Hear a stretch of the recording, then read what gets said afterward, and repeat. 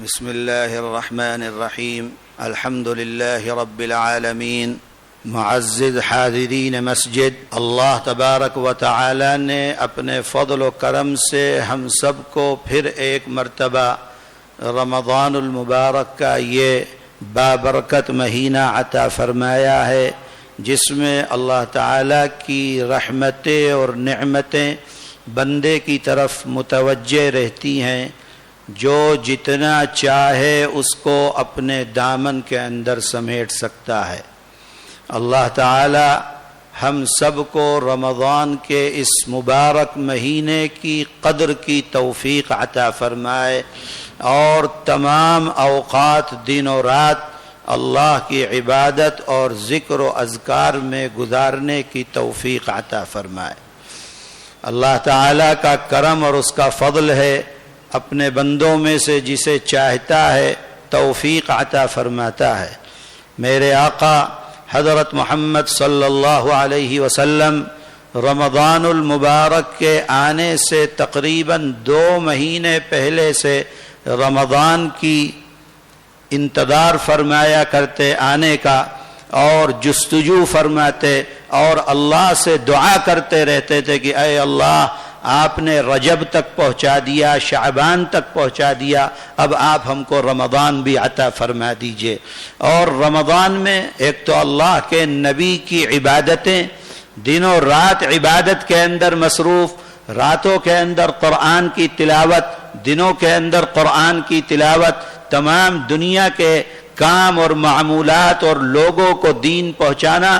اس کے باوجود جب رمضان شروع ہوتا تھا تو اللہ کے نبی اور دنوں سے زیادہ رمضان المبارک میں عبادت کے اندر اور زیادہ کثرت فرما دیا کرتے، اور زیادہ کثرت کے ساتھ عبادت کیا کرتے تھے، اور اپنے اللہ سے راز و نیاز کرتے اور اللہ سے رجوع کرتے، اللہ سے مزید عبادت کے اندر اپنے وقتوں کو صرف کرتے تھے۔ اس لیے ہم کو چاہیے کہ رمضان کے اس مبارک مہینے کی قدر کریں، اور رات و دن جو ہم غفلت میں کچھ وقت گزارتے ہیں، کھانے اور پینے میں گزارتے ہیں، باتیں کرنے میں وقت گزارتے ہیں، ہم کو یہ تمام وقت اللہ کی عبادت اور اللہ کی طرف متوجہ ہونے اور اللہ سے مغفرت کو طلب کرتے ہوئے وقت گزارنا چاہیے، اور ہر وقت اپنے ذہن میں اس بات کو رکھنا چاہیے کہ مجھ کو نہیں معلوم ہے کہ آئندہ زندگی میں مجھ کو رمضان ملنے والا ہے کہ نہیں ملنے والا۔ کوئی انسان نہیں جانتا، یہ رمضان ملا ہے، اس کی قدر کر کے اللہ کو راضی کر کے اپنے لیے جنت کو مانگنا اور مستحق بنا لینا چاہیے۔ میں نے آپ کے سامنے ایک حدیث پڑھی ہے، اللہ کے نبی فرماتے ہیں کہ 4 چیزیں ایسی ہیں کہ اگر انسان اس کو اپنی زندگی کے اندر لے کر آ جائے، پھر دنیا اس سے ختم ہو جائے، فوت ہو جائے، چھین لی جائے، تو انسان کو دنیا کے چھیننے کا اور دنیا کے جانے کا غم نہیں ہونا چاہیے، اگر اس کی زندگی کے اندر یہ 4 چیزیں ہیں جو اللہ کے نبی نے فرمائی ہیں۔ مطلب یہ ہے کہ ان کو اپنی زندگی میں لاؤ، مطلب یہ ہے کہ دنیا کی طرف مت متوجہ ہو، مطلب یہ ہے کہ دنیا میں اتنے مت لگ جاؤ کہ ان چیزوں کو بھول جاؤ اور آخرت کو اپنی تباہ کر لو۔ اللہ کا نبی فرما رہا ہے کہ یہ 4 چیزیں زندگی ایسی گزرے کہ یہ 4 چیزیں زندگی میں کبھی نہ چھوٹیں۔ اگر تم نے اس کو اپنی زندگی بنا لیا تو یاد رکھنا تمہاری آخرت آباد ہوگی، اور یہ دنیا اگر ختم ہوتی ہے تو اس کا کوئی غم نہیں ہے۔ آپ نے فرمایا ان 4 چیزوں میں سے پہلی چیز حفظ امانہ، امانت کی حفاظت کرنے والے بنو، جس کی امانت ہے اس کو امانت ادا کرو۔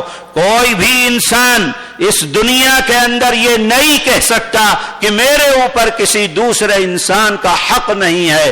اللہ تعالیٰ نے اس دنیا کے اندر ہر انسان پر دوسرے انسان کا حق رکھا ہے۔ باپ کے اوپر اولاد کا حق ہے، اولاد پر ماں باپ کا حق ہے، पड़ोसी पर पड़ोसी का हक है, मालिक पर मुलाजिमों का हक है, मुलाजिमीन पर अपने मालिकों का हक है, बिजनेस करने वालों पर खरीदने वाले का, खरीदने वाले पर बेचने वाले का, शौहर पर बीवी का, बीवी पर शौहर का, पास बैठे हुए इंसान पर दूसरे इंसान का हक अल्लाह ताला ने रखा है। दुनिया के अंदर हर इंसान दूसरे इंसान का हक अगर अदा करता है तो अमानत का अदा करने वाला है, और अगर इंसान के हक में इंसान कोताही करता है तो अमानत के अंदर खयानत करने वाला है। ऐ लोगों, इस बात को याद रखो कि इंसान पर अल्लाह का हक है, इंसान पर जनाब रसूलुल्लाह सल्लल्लाहु अलैहि वसल्लम का हक है, और अल्लाह ने हर इंसान पर दूसरे इंसान का हक रखा है। हिफ्ज़ अमाना, अल्लाह की अमानत की भी हिफाजत करनी है, हिफ्ज़ अमाना रसूलुल्लाह की अमानत की भी हिफाजत करनी है, हिफ्ज़ अमाना अल्लाह के बंदों के हक जो एक दूसरे पर है उसकी अमानत की भी हिफाजत करनी है।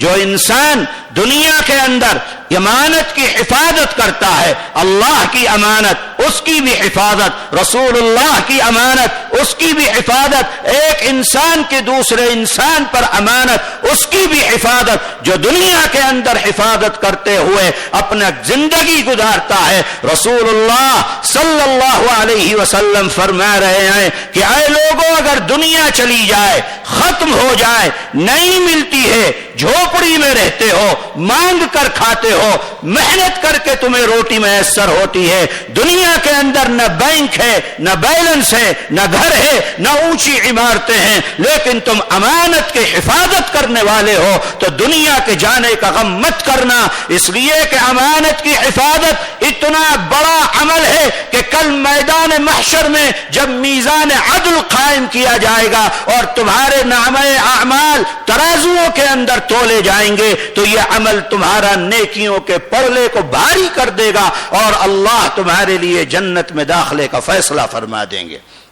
हमारे ऊपर अल्लाह का हक, अल्लाह की एक अल्लाह की इबादत, एक अल्लाह की इबादत, एक अल्लाह को सजदा, अल्लाह के अलावा इस दुनिया के अंदर अगर कोई किसी दूसरे को अपना रब और माबूद मानता है तो वह अल्लाह का जो हक है उस हक के अंदर कोताही करने वाला है। इसी वजह से जो लोग शिर्क करते हैं, अल्लाह ताला ने फरमा दिया ला यग़फ़िरु अन युश्रका बिही, शिर्क करने वाले की कोई माफी नहीं है।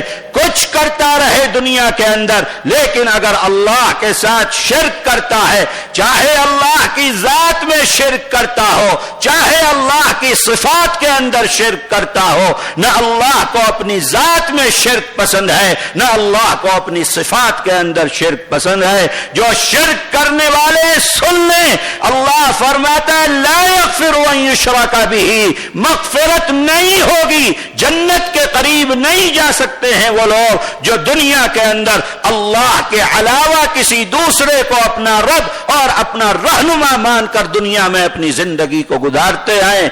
याद रखो, जो पत्थर के आगे सर टेक देता है वो भी अल्लाह के साथ शिर्क करने वाला है, जो पत्थर के आगे हाथ बांध कर खड़ा हो जाता है वो भी अल्लाह के साथ शिर्क करने वाला है, और जो किसी कब्र पर जाकर अपनी मन्नतों को मानता है और मांगता है और ये अकीदा लेकर जाता है कि यह कब्र के अंदर लेटा हुआ इंसान मेरी जरूरत को पूरा कर सकता है, वो भी अल्लाह के साथ शिर्क करने वाला है। और मेरे भाइयों, जो लोग अल्लाह के अलावा अपने नफ्स की पूजा करते हैं, जो लोग अल्लाह के अलावा अपने नफ्स के गुलाम बने हुए हैं, जो लोग अल्लाह के अलावा अपने नफ्स के कहने पर दुनिया में अपनी जिंदगी को गुजारते हैं, उन्होंने भी अपने नफ्स को अपना अल्लाह बना रखा है, अपना माबूद बना रखा है, अपना रब बना रखा है। आए इंसान समझ ले कि जिसने दुनिया के अंदर अपने नफ्स को अपना माबूद बना लिया वो भी अल्लाह के साथ शिर्क करने वाला है। अल्लाह ताला फरमाता है अरअयत मन इत्तखज़ इलाहहु हवा, क्या आपने नहीं देखा उस शख्स को कि जिसने अपना रब और अपना माबूद और अपना अल्लाह, जिसने अपनी ख्वाहिश को और अपने नफ्स को بنا لیا ہے۔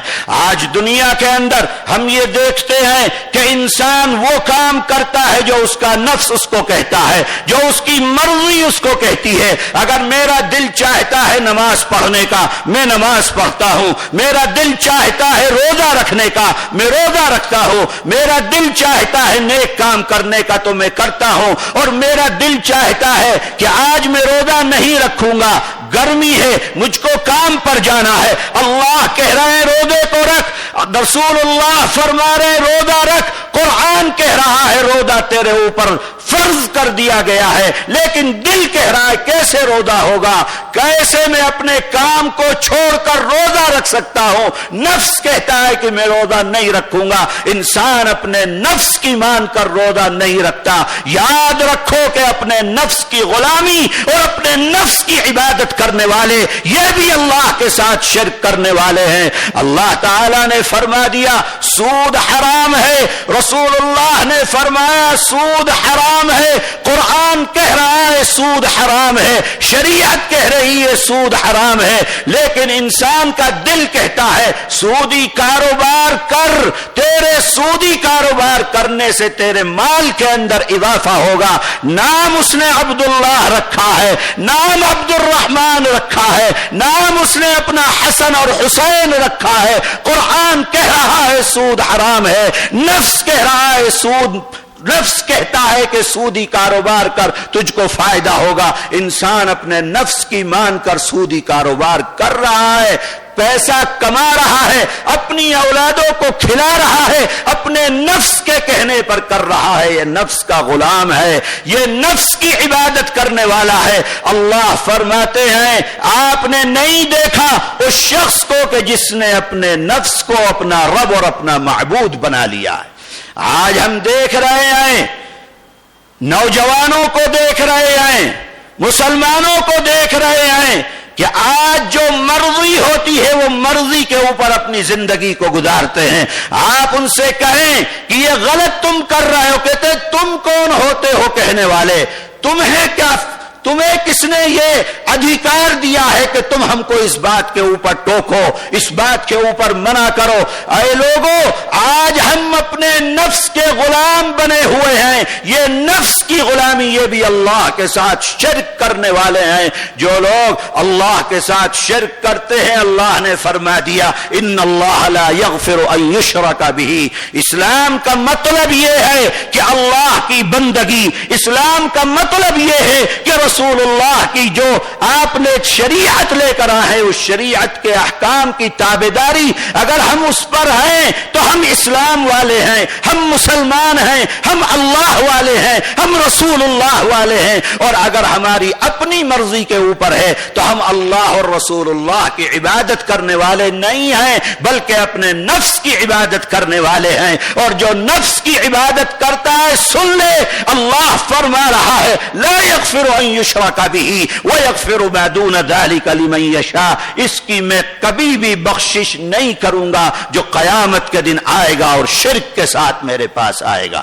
اے میرے بھائیوں، ہم یہ سمجھتے ہیں کہ مسجد کے اندر آ گئے، ہم یہ سمجھتے ہیں کہ ہم نے تراویحاں پڑھ لی، ہم یہ سمجھتے ہیں کہ ہم نے سجدہ کر لیا اور ہم نے اسلام کا حق ادا کر دیا۔ نفس میرا کہہ رہا ہے جھوٹا کاروبار کرتا ہے، ملاوٹ کا کام کرتا ہے، اسی کے اوپر لگا ہوا ہے۔ قرآن کا حکم ہے، رسول اللہ کا حکم ہے، اللہ کا حکم ہے، ہر حکم کو ایک طرف پھینک دیتا ہے۔ اپنے پیسوں کے لیے، اپنے بزنس کے لیے، اپنے مال کے لیے حلال و حرام کی طرف ہاتھ بڑھانے والا انسان وہ اپنے نفس کا پجاری ہے۔ جو نفس کی پوجا کرنے والا ہے وہ یاد رکھے کہ وہ اللہ کے ساتھ شرک کرنے والا ہے۔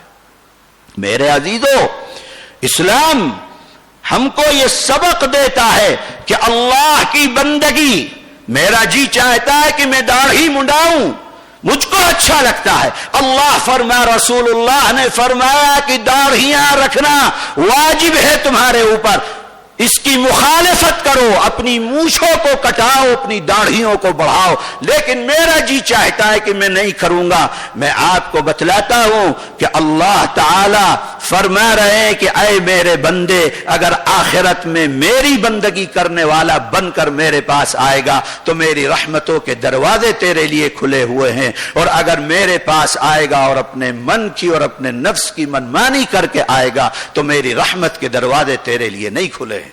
اے میرے بھائیوں، ہم کو اپنی زندگیوں کو دیکھنا چاہیے، اپنی زندگیوں کو ٹٹولنا چاہیے کہ آج ہم دنیا کے اندر اتنے غرق ہو گئے کہ ہم کو معلوم نہیں کہ ہم کیا کر رہے ہیں، کیسے پیسہ کما رہے ہیں، کیسے اپنی دولت کو بڑھا رہے ہیں۔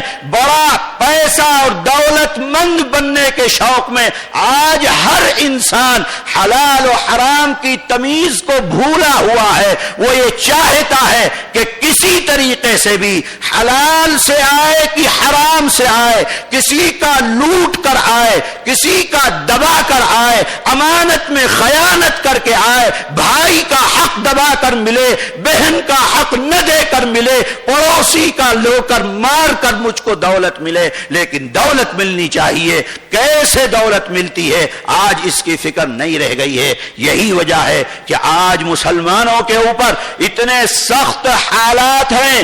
دنیا کے منظر نامے کو اٹھا کر دیکھو، ہزاروں مسلمان قتل کیے جا رہے ہیں، لاکھوں مسلمان فلسطین کے اندر قتل کر دیے گئے، اور قاتل ہنس رہے ہیں، ایک دوسرے کے ساتھ مل رہے ہیں، ایک دوسرے کو مبارکباد دے رہے ہیں، لیکن اللہ کی مدد رکی ہوئی ہے۔ کیوں؟ اس لیے کہ ہم نے اپنا رابطہ اپنے اللہ کے ساتھ توڑ کر ہم اپنے نفس کے غلام اور اپنے دل کے غلام بن گئے ہیں۔ دنیا کے اندر ہم وہ کر رہے ہیں جو ہمارا دل اور ہمارا نفس چاہتا ہے۔ موبائل ہاتھوں کے اندر ہے، ہر جوان جانتا ہے، ہر مسلمان جانتا ہے۔ آپ دیکھیے کرکٹ کا میچ چل رہا ہے، نماز میں تراویح کے اندر میرا جوان موجود ہے، اس کا دل نماز کے اندر نہیں ہے۔ کب امام سلام پھیرے گا اور کب موبائل کے اندر دیکھے گا کہ اسکور کیا ہو گیا ہے اور کتنے وکٹ گر گئے ہیں۔ تم اللہ کی بندگی کر رہے ہو کہ کرکٹ کی بندگی کر رہے ہو؟ تم اللہ کی بندگی کر رہے ہو کہ موبائل کی بندگی کر رہے ہو؟ اللہ کو ہماری ایسی بندگی اور نماز کی کوئی ضرورت نہیں ہے جس نماز میں ہم اللہ کو بھول کر دنیا میں ایسے مست ہو جائیں کہ ہم اللہ کے علاوہ اپنا ذہن اور اپنا دماغ اور اپنا دل اس دنیا کے اندر ایسا کیا مل رہا ہے اس دنیا سے؟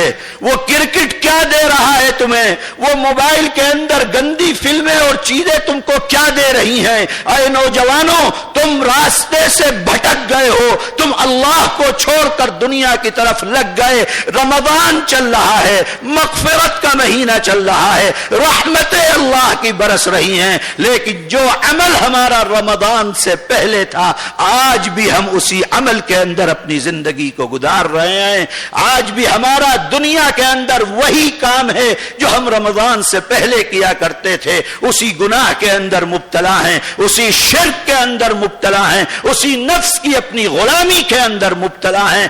اللہ کے نبی نے فرمایا کہ گناہوں میں سب سے بڑا گناہ جس کی معافی نہیں ہے وہ شرک ہے، کہ انسان اپنے اللہ کے ساتھ شرک کرے اور اپنے اللہ کے علاوہ کسی دوسرے کی بات کو مانے۔ جو اللہ نے اسلام، جو اللہ نے فرما دیا سرے تسلیم خم ہے، سمجھ میں آتا ہے تو بھی، سمجھ میں نہیں آتا تو بھی۔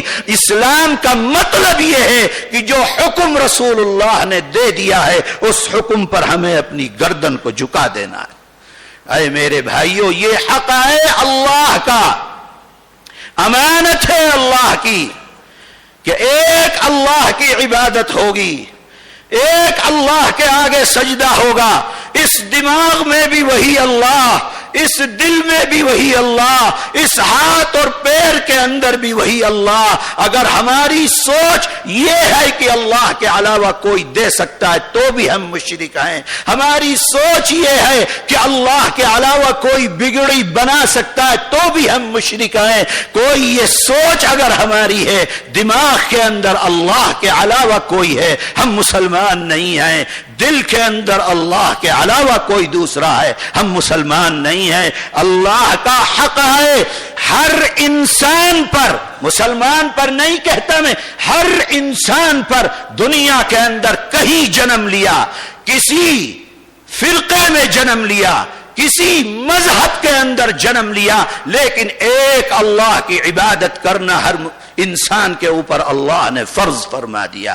عبادت کرتا ہے، اللہ کو ایک مانتا ہے، مغفرت کے دروازے کھلے ہوئے ہیں، اور اللہ کو ایک تسلیم نہیں کرتا، مغفرت کے دروازے اللہ تعالی نے بند کر دیے۔ میرے آقا حضرت محمد صلی اللہ علیہ وسلم نے فرمایا 4 چیزیں جس نے اپنی زندگی کے اندر اتار لی، دنیا جاتی ہے غم مت کرنا، آج بھی مرو گے، کل بھی مرو گے، 10 سال کے بعد بھی دنیا چھوڑ کر جانا ہے، 50 سال کے بعد بھی دنیا چھوڑ کر جانا ہے، دنیا کا غم مت کرنا۔ جھوپڑے میں رہنے والا وہ بھی قبر کے اندر جاتا ہے، محلوں کے اندر رہنے والا وہ بھی قبر کے اندر سب چھوڑ کر چلا جاتا ہے۔ جس کے بینک میں 50 ارب روپیہ پڑا ہوا ہے، جب قبر کے اندر جائے گا اسی سفید کفن میں لپٹا ہوا قبر کے اندر لٹا دیا جائے گا، کوئی دولت ساتھ میں جانے والی نہیں۔ اللہ کے نبی فرماتے دنیا کے جانے کا غم مت کرنا، یہ اپنی زندگی کے اندر لے کر آؤ امانت کی حفاظت، اللہ کی امانت کی حفاظت، سب سے پہلے کہ ایک اللہ کی عبادت، دماغ میں بھی اللہ، دل میں بھی اللہ، جو کچھ ہے صرف اللہ اللہ اللہ۔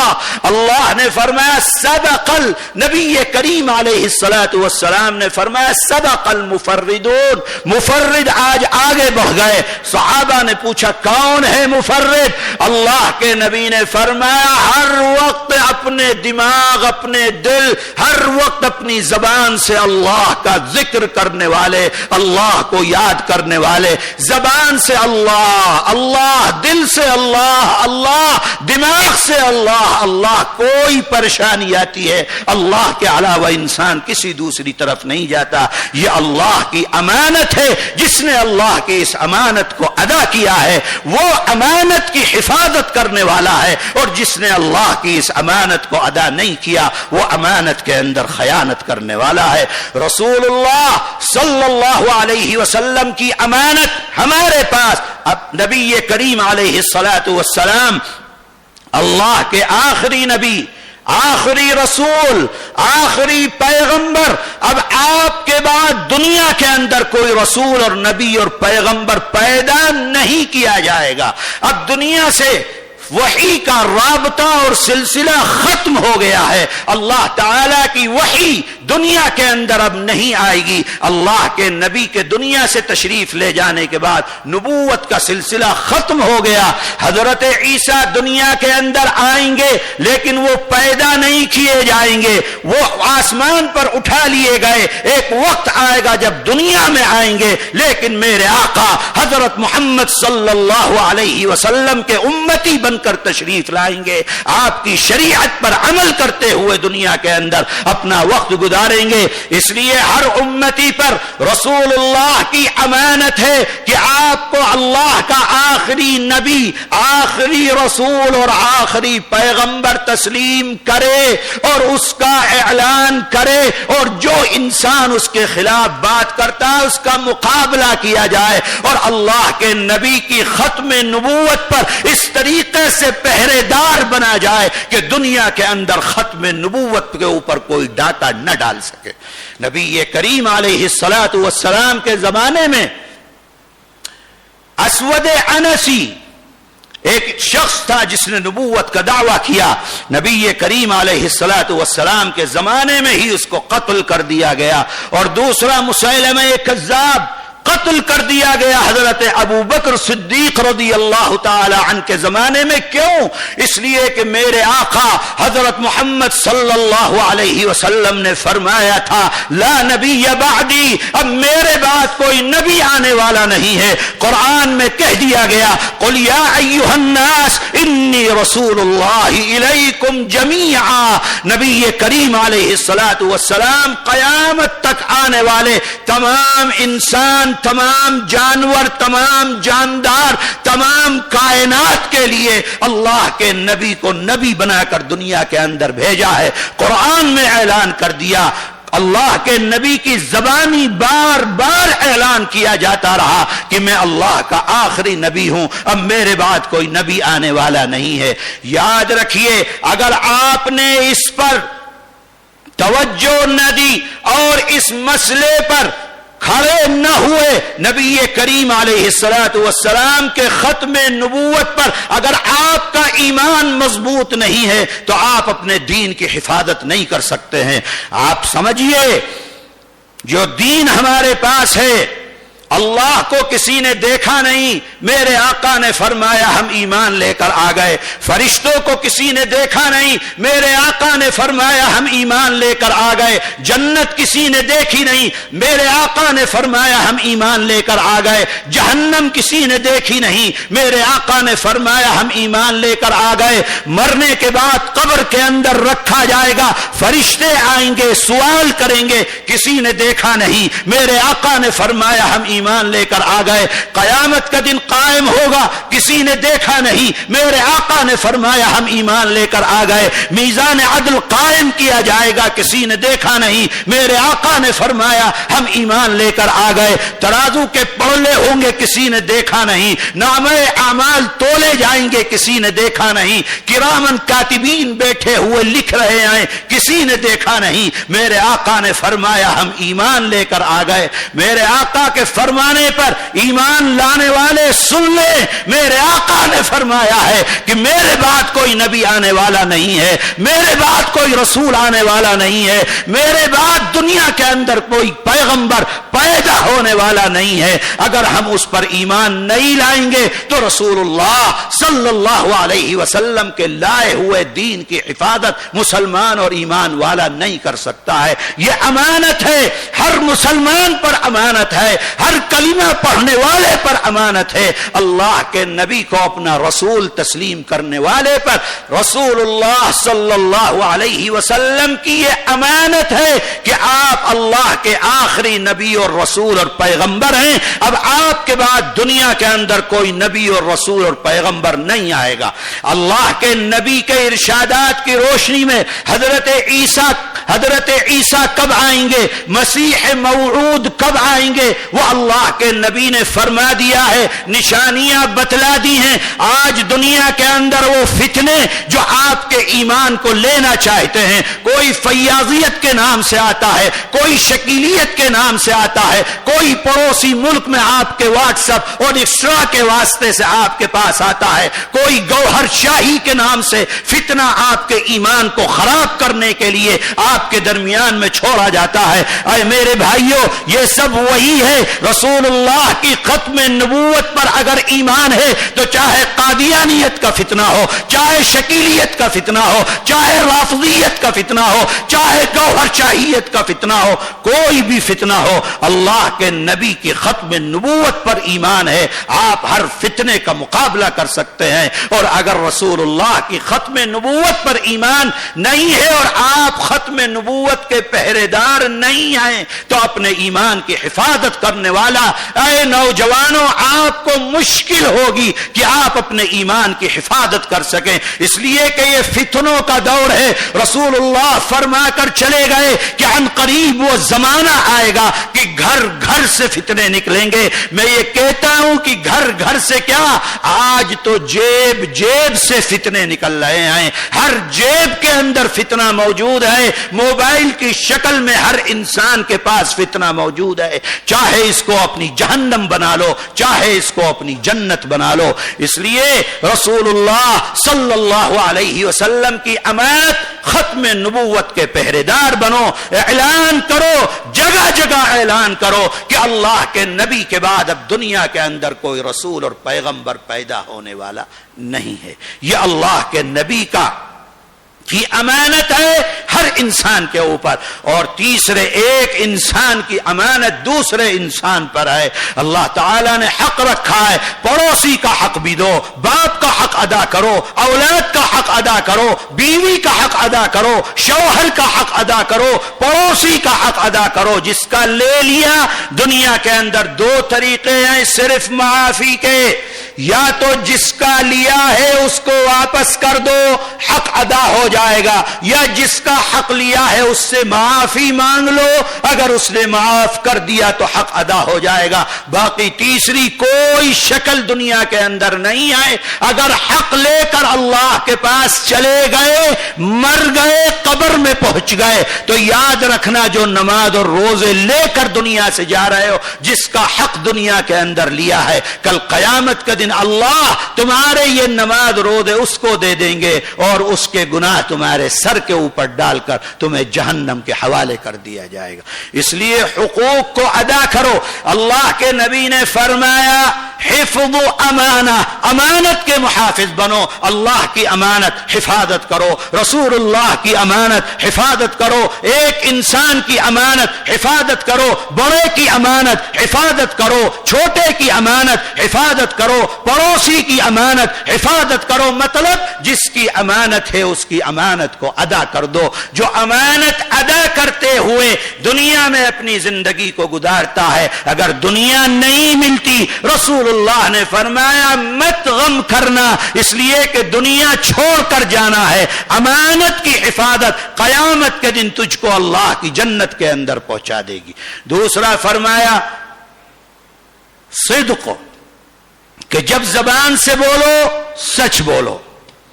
صدق و حدیث، زبان سے بات نکلے سچی بات نکلے، کبھی جھوٹی بات زبان سے مت نکالنا. اپنے فائدے کے لیے، بزنس کے فائدے کے لیے، کاموں کے لیے، کسی وجہ سے زبان سے تمہارے جھوٹی بات نہیں نکلنی چاہیے. اگر کوئی انسان جھوٹ بولتا ہے، اللہ کے نبی فرماتے ہیں یاد رکھنا جھوٹ بولنے والا اللہ اور اللہ کے نبی سے محبت کرنے والا نہیں ہو سکتا. کتنا ہی دنیا کے اندر کہتا رہے، جو جھوٹ بولتا ہے، اللہ نے فرمایا عباد الرحمن، جو رحمان کے بندے ہیں، اللہ کے بندے، لا یشہدون الزور، کبھی جھوٹ نہیں بولتے ہیں. میرے آقا حضرت محمد صلی اللہ علیہ وسلم فرما رہے ہیں کہ اے لوگوں، کیا میں تم کو بتلاؤں کہ گناہوں میں سب سے بڑا گناہ کون سا ہے؟ فرمایا الاشتراک باللہ، اللہ کے ساتھ شرک سب سے بڑا گناہ. دوسرے نمبر کا سب سے بڑا گناہ عقوق الوالدین، اپنے ماں باپ کی نافرمانی. اور تیسرے نمبر کا سب سے بڑا گناہ اللہ کے نبی فرماتے شہادت الزور او قال قول الزور، جھوٹ بولنا، جھوٹی گواہی دینا، یہ گناہوں کے اندر تیسرے نمبر کا سب سے بڑا گناہ. آج مسلمان دیکھے، اپنے گریبان میں جھانکے کہ آج ہم صبح سے شام تک دنیا کے 2 پیسے کے نفع کے لیے، جس دنیا کے اس پیسے کو اسی دنیا میں چھوڑ کر چلا جانا ہے، اس دنیا کے پیسے کے لیے آج ہم جھوٹ بول کر اللہ اور اللہ کے نبی کو اپنا دشمن بناتے ہیں اور دنیا کو حاصل کرتے ہیں. میرے آقا نے فرمایا صدق و حدیث، اس کو زبان کو اس طریقے سے قابو کر لو کہ کبھی زبان سے جھوٹی بات تمہارے نہ نکلے. اگر تم نے زبان پر قابو کر لیا، دنیا تمہاری جاتی ہے. جانے دینا، تمہارا زبان پر قابو اتنا بڑا عمل ہے کہ کل قیامت کے دن آؤ گے تو اللہ تعالی تمہارے لیے مغفرت کے فیصلے فرمائے گا. تیسرا فرماتے ہیں حسن خلیق، بہترین اخلاق والے بنو. تمہارے اخلاق سب سے اچھے اور سب سے اعلیٰ ہونے چاہیے. دنیا کے اندر رسول اللہ صلی اللہ علیہ وسلم نے حسن اخلاق کی تعلیم دی ہے. آپ نے غلاموں کی مدد کی ہے، آپ نے غلاموں کے لیے راتوں رات چکی پیسی ہے، آپ نے کوڑا ڈالنے والے کی دوا اور پیسے کا انتظام فرمایا ہے. آپ نے ان لوگوں کے لیے جو آپ کو تکلیف دیا کرتے تھے اللہ سے مغفرت مغفرت کی دعائیں کی ہیں.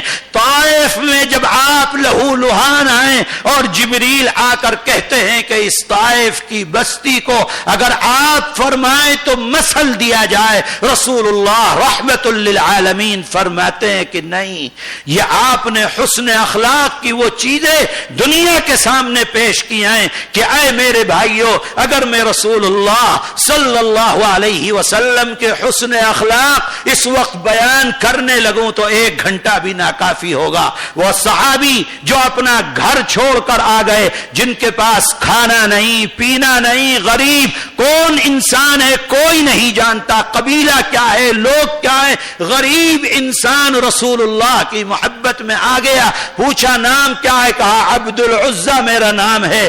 2 چادریں لپیٹے ہوئے تھے. اللہ کے نبی نے فرمایا تمہارا نام عبداللہ ذوالبجادین, 2 چادروں والا اب تمہارا نام ہے. جوانی کی عمر ہے, تبوک کے موقع پر انتقال ہو گیا ہے.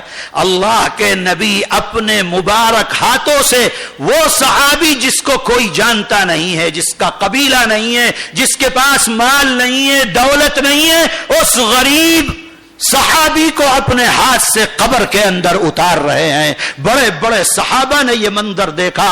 عبداللہ ابن مسعود یہ منظر دیکھ رہے, فرماتے ہیں کہ کاش کہ آج عبداللہ کی جگہ میں ہوتا اور رسول اللہ کے مبارک ہاتھوں سے مجھ کو قبر کے اندر اتارا جاتا ہوگا. ہمارے اخلاق آج میرے بھائی سوچو, اگر کوئی غریب آدمی مرتا ہے اس کے جنازے میں نہیں جاتا ہے, کوئی غریب آدمی مر جاتا ہے, مر گیا معلوم ہو گیا, چلو کوئی مسئلہ نہیں ہے. اس غریب کے جنازے میں صرف شرکت نہیں, قبر کون کھود رہا ہے؟ ابو بکر اور عمر قبر کھود رہے ہیں. قبر کے اندر کون اتار رہا ہے؟ رسول اللہ صلی اللہ علیہ وسلم اپنے دست مبارک سے قبر کے اندر اتار. یہ اخلاق تھے میرے آقا کے. اور آج ہم دنیا کے اندر کیا کر رہے ہیں؟ ہم اپنی زندگی کو خود دیکھ سکتے ہیں. رمضان ہے, روزہ ہے, ذرا سی بات ہو جائے کسی سے, پھر دیکھیے کہ زبان سے کیسی گالیاں مسلمان کی نکلتی ہیں, کس طریقے پر لڑائی ہے, جھگڑا ہے, فساد ہے. دنیا کے اندر کیا ہو رہا ہے ہر مسلمان جانتا ہے. میرے آقا حسن اخلاق پیش کر رہے ہیں ایسا کہ اگر اس کو لوگ اپنی زندگی بنا لیں تو یہ لڑائی اور فساد اور جھگڑا دنیا سے ختم ہو جائے.